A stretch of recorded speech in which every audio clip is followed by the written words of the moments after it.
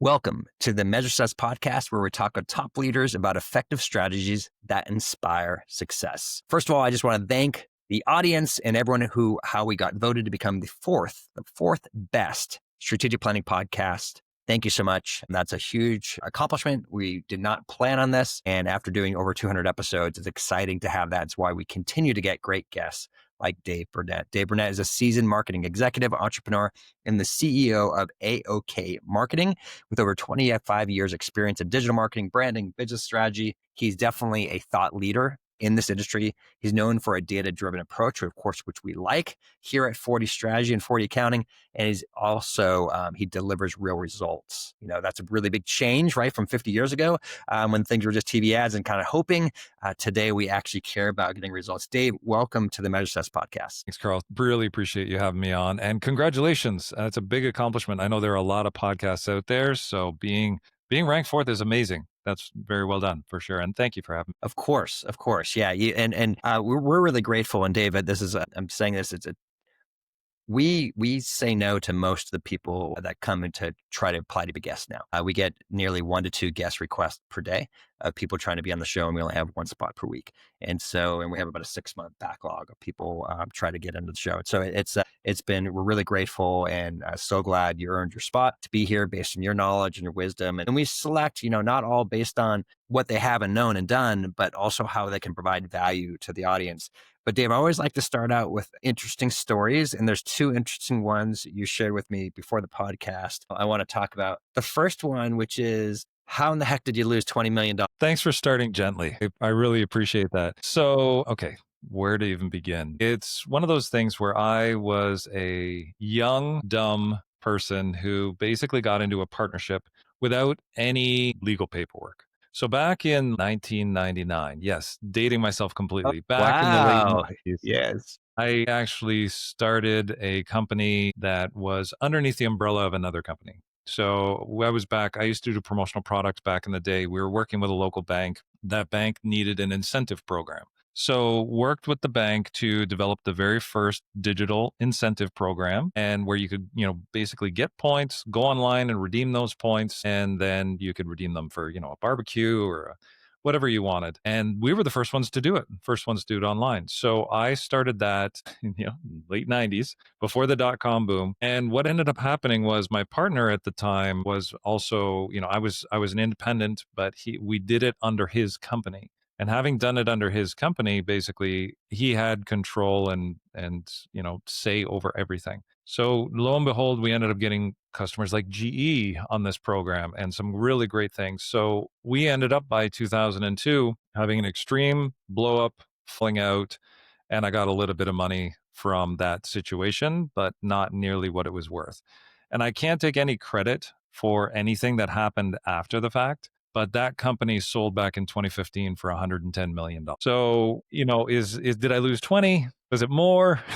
I didn't end up with zero out of it, but I sure as heck didn't end up with anything near that. It was a real difficult lesson for anybody out there who's in a partnership and doesn't have the partnership agreement clear, doesn't have anything. I mean, paperwork, who knew?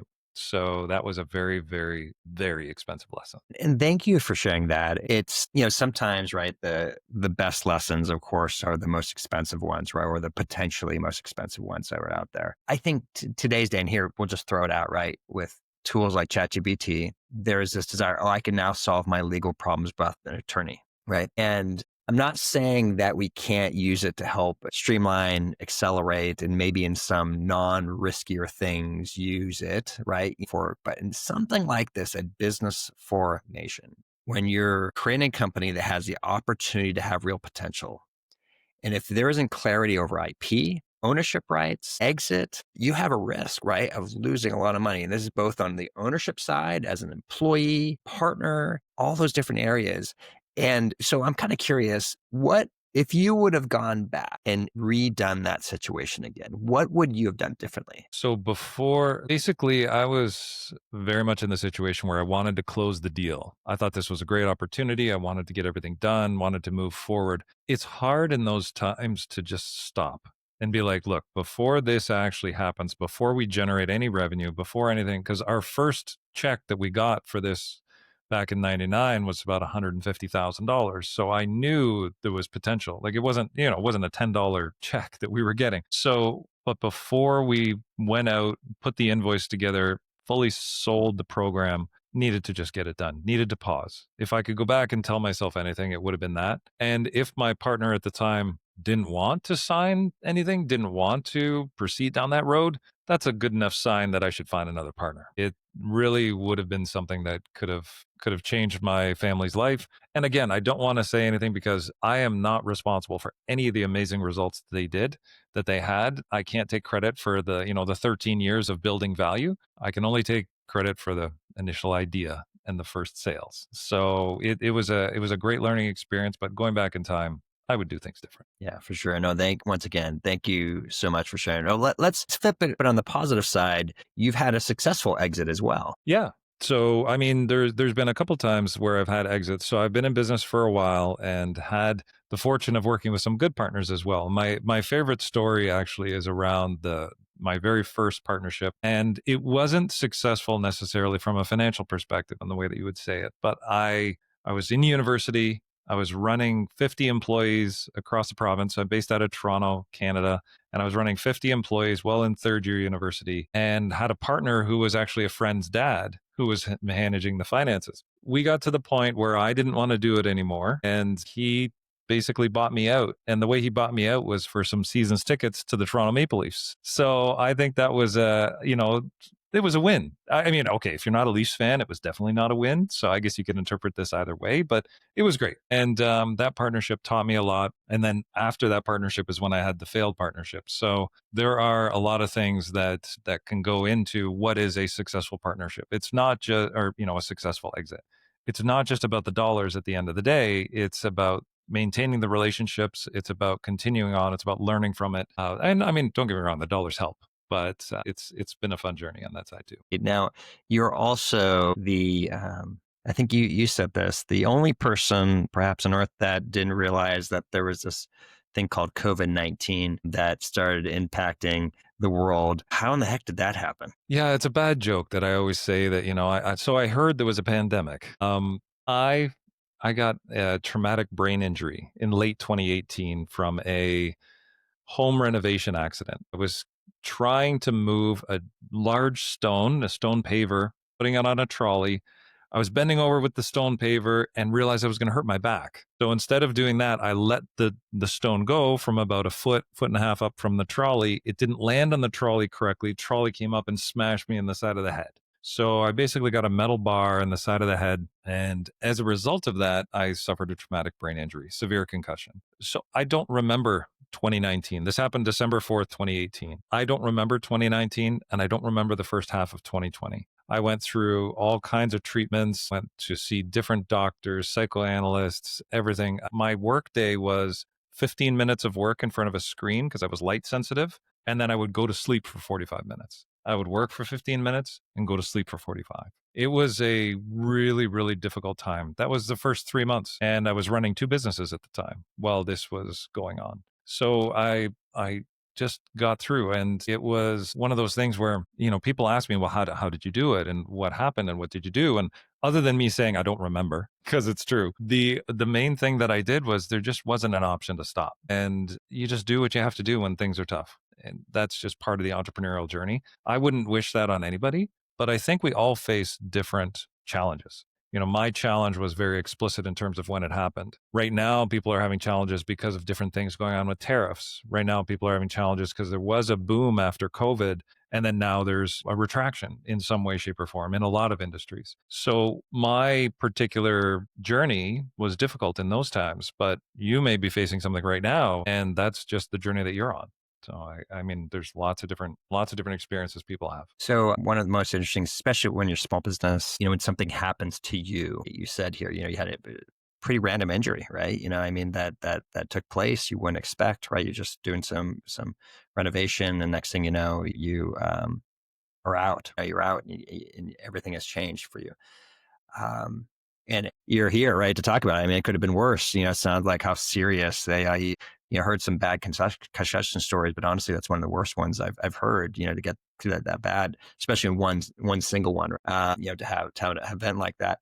Looking back from that on the what would how well was your business set up to run without you when that was happening? Yeah, and just for clarity, this was actually my 4th concussion.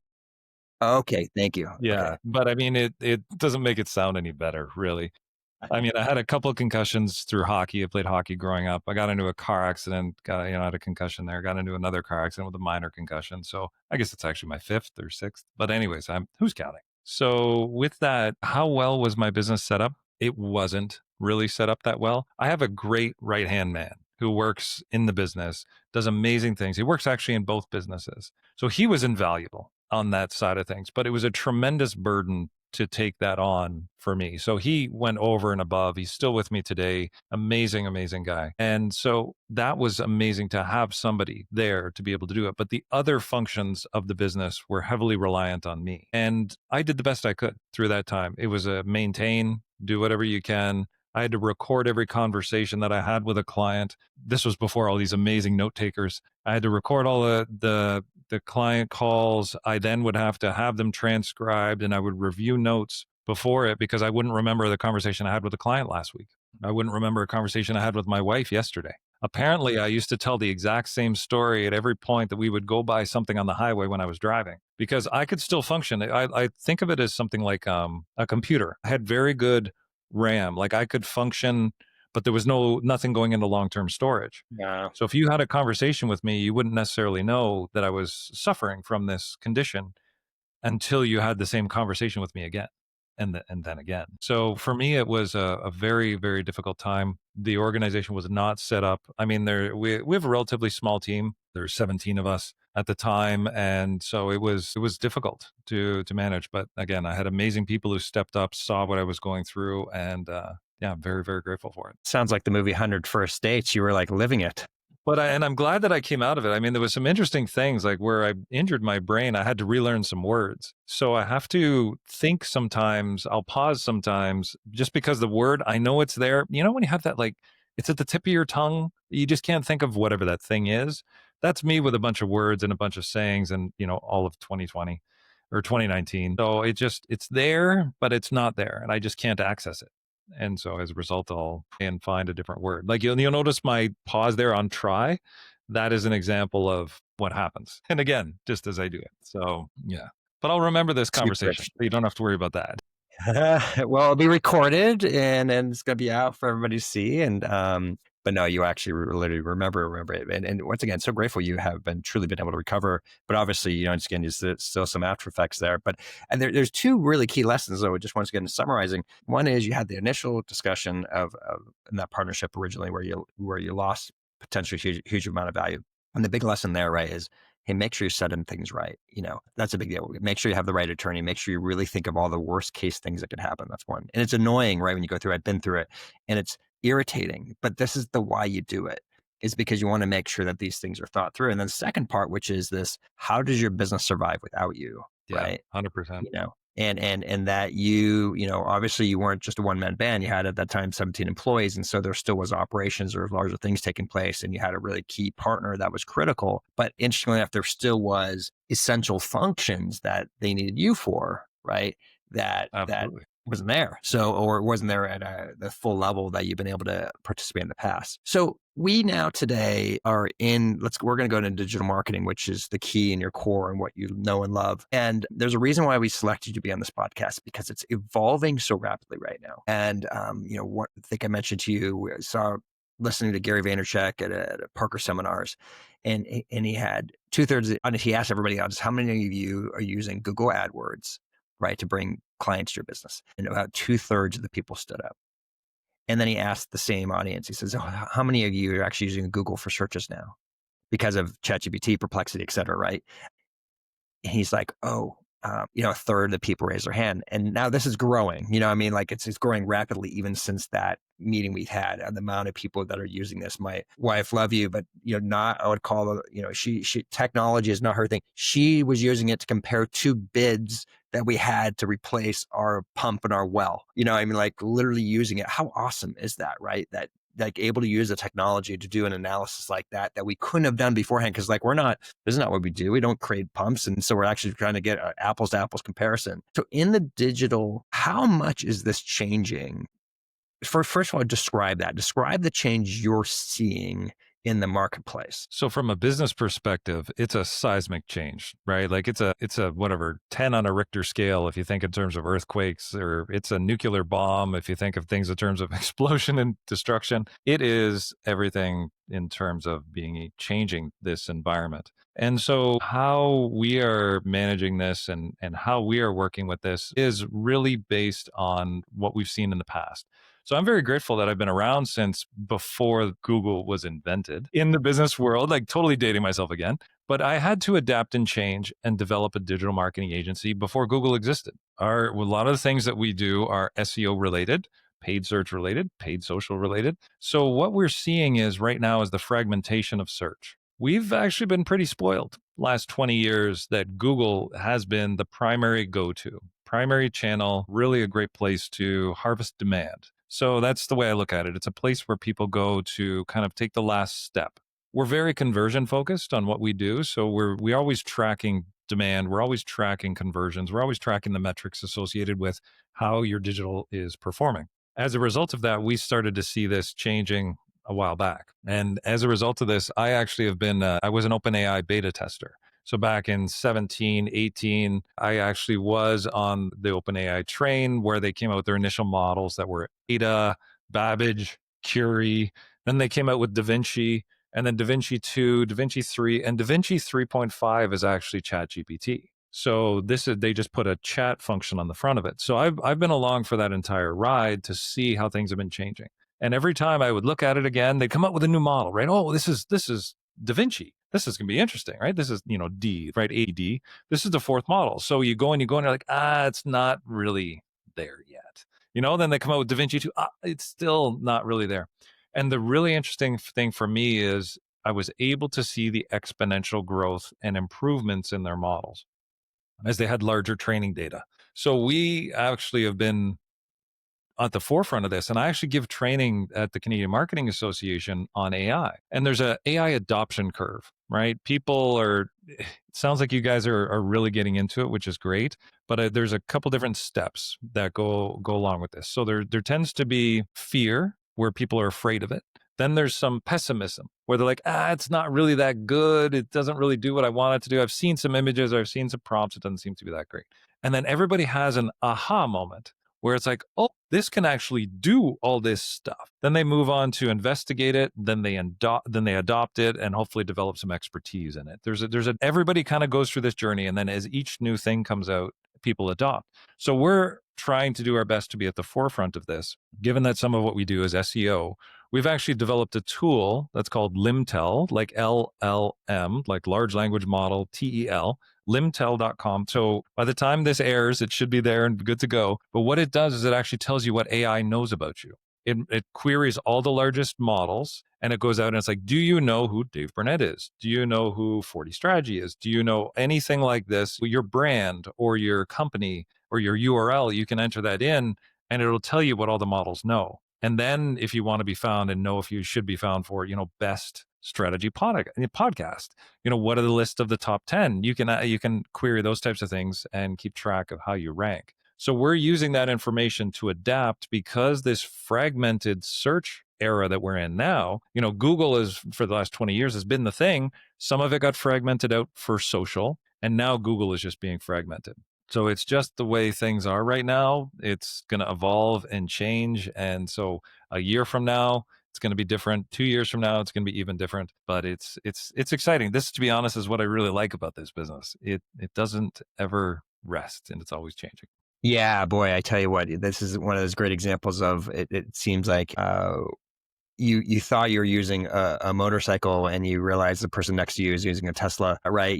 It's like all of a sudden you thought you were fast and you didn't realize what fast was. And that's like, it's going faster. I love your analogies. It's like a 10 Richter scale. And I agree.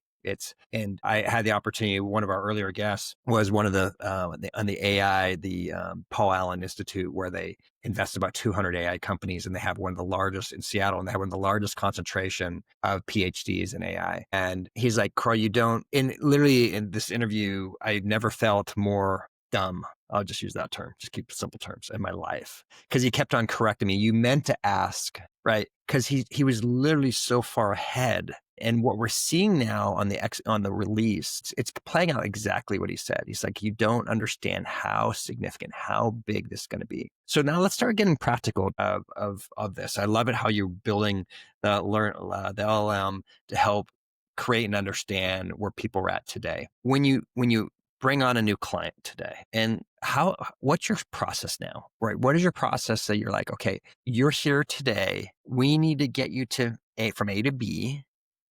How are you guiding them to get from A to B? Well, a lot of it right now is education. There's a saying that's been overused, but the future is already here. It's just not widely distributed.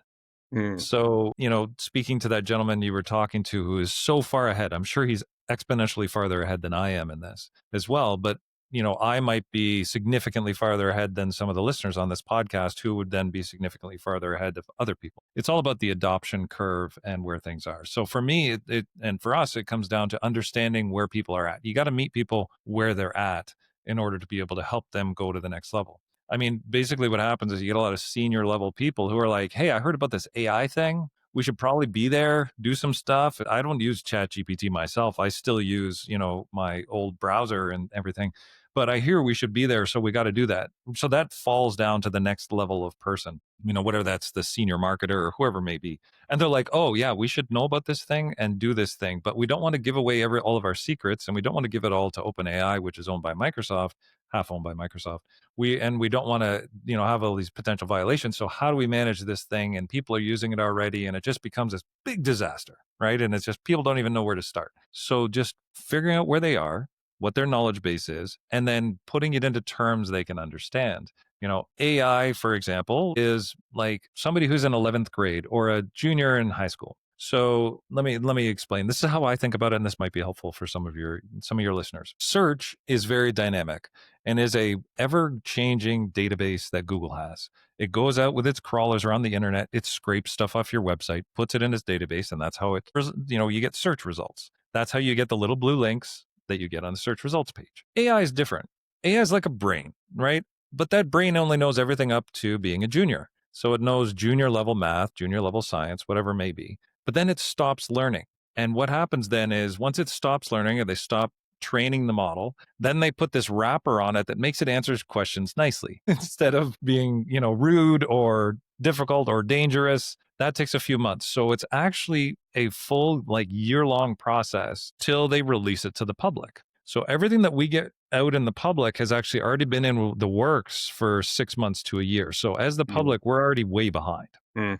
So one of the gentlemen that you were talking to is probably at least a year ahead of us. Oh, yeah. And as a result of that, what you can do is you can't retrain the model. You can't teach it senior level math. It only knows junior level math, but what it can do is it can go out to the internet and search to try and find the answers to a senior level math problem, and then use how it learned how to speak with its junior level math to give you the answer. So that's what's actually happening when it's going out to the internet, it's searching and it's coming back with results. It's actually using its brain to speak to you, but it's using the information it finds to regurgitate it to you. So it's like you and me having a conversation. I could talk to you about paid ads, and somebody else who's an expert in paid ads could talk to you about paid ads.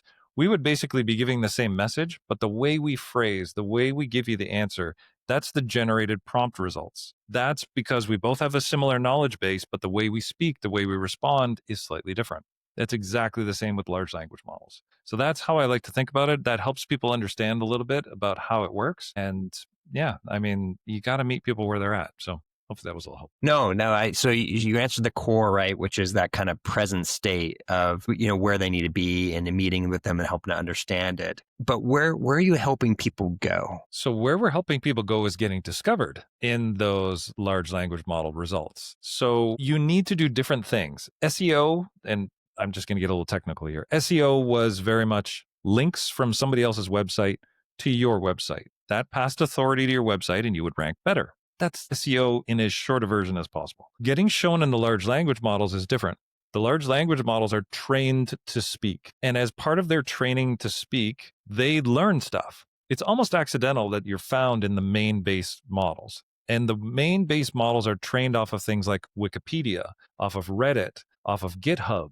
So all these other resources, because people are blocking them. Like the Washington Post is blocking everybody except for OpenAI. The New York Times is blocking. The Guardian, like all these major high crawl websites, we would call them, are blocking information. Creators are blocking because they don't want their information misused and all these other things. So we've got two different areas. One where commercial people want to get found, and the second one where creators don't want their information to be used in the training because then it becomes part of their knowledge almost, like I said, accidentally. So where we're trying to do is help people understand that if your entity, so if your company, your brand, you has a good entity, it's called a knowledge graph. If there's a lot of good knowledge about you out there in the world and it's all linked together in logical ways, then the large language models will find you.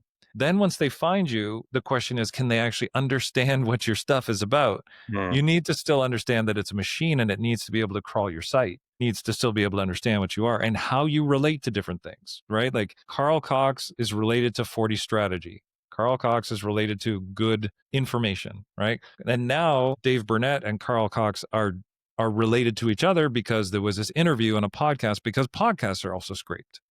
So there will be a part of the knowledge graph will be, okay, how do these two interrelate? What are they talking about? How do they do this? So this is all part of getting discovered. So it's getting discovered in the generated prompt results from the large language models. That's kind of the shortest version of how you do it. That's what we're helping people with. Yeah, and this is amazing. And so what Gary Vaynerchuk was saying is content is now key, right? Agreed. Yep. So how, the old school and still current school for many people is they just think their life is their website or perhaps LinkedIn, and that's like their quote unquote view of the world, people where they could see them.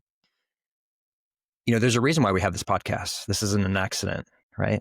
Absolutely. It probably is why we became the fourth bet, because we were producing so consistently and we talk about strategic planning. And I'm sure they did use, right, learning models, right, to help find us because we've been so consistent out there. These aren't accidents. Like we've been with intent, been trying to create content. And now the results are showing, right, which is really exciting. It's coming out there because we weren't as strong on Google in the past, interestingly enough. So we, in a really strange way, have benefited from the changes that have happened because we haven't invested historically in Google Ads. And so we're kind of have gone to this path. So if somebody's trying to create content and they haven't been doing content, how do they, what? There's fundamentals that still apply. So you still need a website. That's the first and foremost thing, because you need somewhere online that there's a basis of information that can be verified about you. Easiest thing to do is something you control, which is your website. Because if you just are on LinkedIn and all of a sudden LinkedIn decides to ban you for whatever reason, you're done, right? Meta, Yep. same thing. You're done. You just, all of a sudden you're invisible.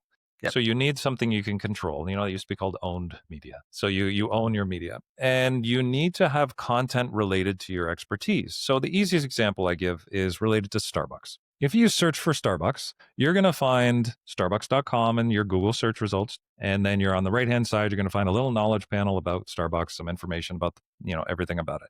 If you searched for a Starbucks near me, it's going to change the search results, show 3 or 4 locations and a map, right? And if you search for a Starbucks Frappuccino, it will show you the Frappuccino page instead of the .com or the destinations. That's the most relevant search result that it can show you. That still applies. So if you, instead of, being Starbucks and talking about your Frappuccino, if you're an accountant and you want to talk about the services you provide, you need to have information online talking about those services. You need to have information about how you do, audits, how you do security, like whatever it is that you do, you need to have information out there. So first and foremost is your own content. Beyond that, you want to make sure that you're found in areas that others deem important and reputable. So like a Wikipedia page is an amazing thing. Google crawls Wikipedia, but the large language models use Wikipedia as a primary training ground for their models. So one of the best ways to get into the large language models is to have a Wikipedia page. Secondary, a little more technical, is making sure that your website can be crawled by any of the crawlers. There's something called a robots.txt file And you can block crawlers. And people do this accidentally. They block everybody, all the crawlers from being able to crawl their site, which means they're invisible. So you got to make sure that that's not done, that you're doing that correctly. You also want to be in what's called the common crawl. So a lot of the AI machines use something called common crawl as their base of knowledge because they don't want to have to reinvent crawling and reinvent all of the information associated with storing everything. So there's something already out there called common crawl. It's open source and it talks about all the different websites. So you want to make sure you're found in common crawl. Beyond that, podcasts. Making sure you're on podcasts is a great way because those get crawled. Beyond that, you want to make sure that you are on high crawl websites like Washington Post. So PR is really, really good and really important now. If you're on Washington Post, The Guardian, all those kinds of things. So you basically want to build your entity's authority online, starting with your website. And that is how you get discovered. And that is how you can bypass this. And I think it's actually really interesting what you've done. If you weren't found before on Google, and now you're getting found in the large language models, it's kind of the leapfrog that like the African countries did. In North America, very much, put cable in the ground, run a cable to a tower, and then, you get cable in your house. And then, all of a sudden you go from having cable to those cables in the tower where you've got internet. A lot of the African countries didn't do the thousands and thousands of miles of cable. They went right to cell towers. They bypassed it. So what you're talking about is bypassing the cable installation, the cable industry, and going right to cell towers by going straight to the AI industry. So there is a big opportunity, even if you haven't done a lot of content in the past or don't have a great Google. And that's what I think anybody who's listening to this should be excited about, right? In a weird way, when you're using the old horse and buggy, and you think the horse and buggy is going to go fast, and someone's got a Formula One car next to you, right? And that's how we had, what's in strategically, we got to realize what vehicle we're running and what vehicles are in the future people are looking at. And once again, there's some basic essentials that are still there that aren't going where are still critical. You mentioned, and I love this PR thing because you're not the first person I've heard who said this, where PR is going to make a comeback. It is. It's going to be, it is big. And the interesting thing is, for example, OpenAI has a deal with the Washington Post. And that deal is Washington Post doesn't block their crawler. So, but they block Claude, which is another crawler. They block Gemini, they block these other crawlers. But if you want to be found on ChatGPT, then one of the places where you should try and get PR, for example, is the Washington Post because it does crawl it. So there's some interesting things. And the other thing about the PR industry is they've had challenges over the years in showing measurable results. This is now a platform where you can show measurable results. We got you into the Washington Post, and now you're being found on ChatGPT, as an example. So that's really something that I'm hoping. I mean, I love PR is an amazing investment in time and effort. And it's now going to be great that we're going to help people be able to show their measurable results. So yeah, it's a lot of fun. Okay, we just got a few minutes left. So we're going to go through some of my traditional questions. For your clients today, how are you measuring success? We're a very conversion focused agency. Some of what we do is performance marketing, where we get paid if the client gets paid by their customers. So we are very good at measuring. We have a person on staff, all he does is attribution and tracking, and we measure everything. So that's how we measure success. Did they make money? If they made money, we make money. It's very, very easy for us. That's fantastic. Okay. All right. So curious for you in going on the personal side a little bit. Obviously, we talked a ton personal, but I'm going to just go a little bit deeper. I'm curious for you now with everything that's happened in your life. Are there a couple habits, one or two habits that you do consistently now? Because you got a lot going on to have great performance. So yes, and I'm going to nerd out a little bit on you here. I apologize. If you sleep for 7 hours and 20 minutes and you're awake for 16 hours and 40 minutes, you divide that by 10-minute increments and you get exactly 100 10-minute increments in your day. You are awake for 100 10-minute blocks. And so what I do is I actually have, and I wish I could hold it up and everybody could see it. I actually have a grid paper that has 100 blocks on it and I map out my day. And so as a result of that, I know exactly how I'm spending my time. I know exactly what I'm doing it with. I know exactly how it is being allocated, and I allocate it the day before. So every 10 blocks is, 140 minutes. So, or it's 100 minutes, it's an hour and 40 minutes.